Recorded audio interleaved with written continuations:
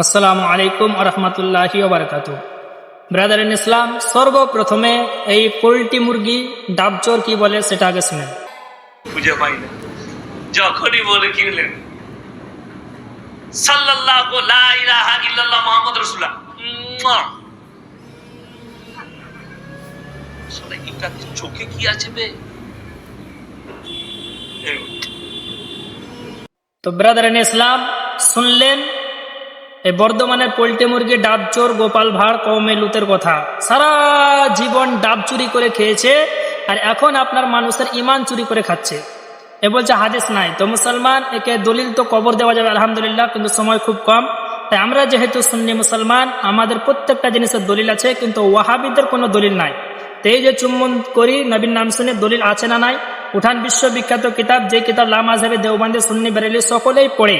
কিতাবটির নাম তাফসিরে জালালাইন। পবিত্র কোরআন শরীফ 592 পৃষ্ঠা, রুকু নাম্বার 4, আয়াত নাম্বার 56, সূরা আল আহজাবের এই আয়াতের ব্যাখ্যা করতে গিয়ে তাফসিরে জালালাইন 357 পৃষ্ঠা, 13 নম্বর হাসিয়া, 13 নম্বর টিকার মধ্যে লেখা আছে, ই'লাম আন্নাহু ইস্তাহাব্বু আন ইয়াকালা ইনদা সামাই উলা মিনাশ শাহাদাতি সাল্লাল্লাহু আলাইকা ইয়া রাসূলুল্লাহ ওয়া ইনদা সানিয়াতি কুররাতু আইনি বিকা ইয়া রাসূলুল্লাহ সুম্মা ইয়াকাল আল্লাহুম্মা মাতি'নি বিস-সামি ওয়াল বাসার বাদাওয়াতি জাফারে ওয়াল ইবহামাইনি আলাল আইনাইনি ফাইন্নাহু সাল্লাল্লাহু আলাইহি ওয়াসাল্লামা ইউকাইদু লাহু ইলাল জান্নাত।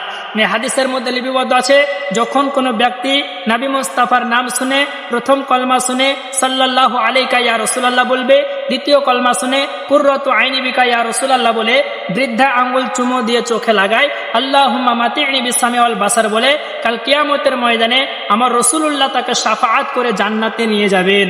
তো মুসলমান, হাদিস শরীফ থেকে প্রমাণিত হলো নবী মুস্তাফার নাম শুনে চোখে চুমা দেওয়া জায়েজ। তো মুসলমান যদি কেউ বলে না জায়েজ, হ্যাঁ, ইহুদি খ্রিস্টানদের শরীয়তে না জায়েজ হতে পারে, মুসলমানের শরীয়তে জায়েজ আছে।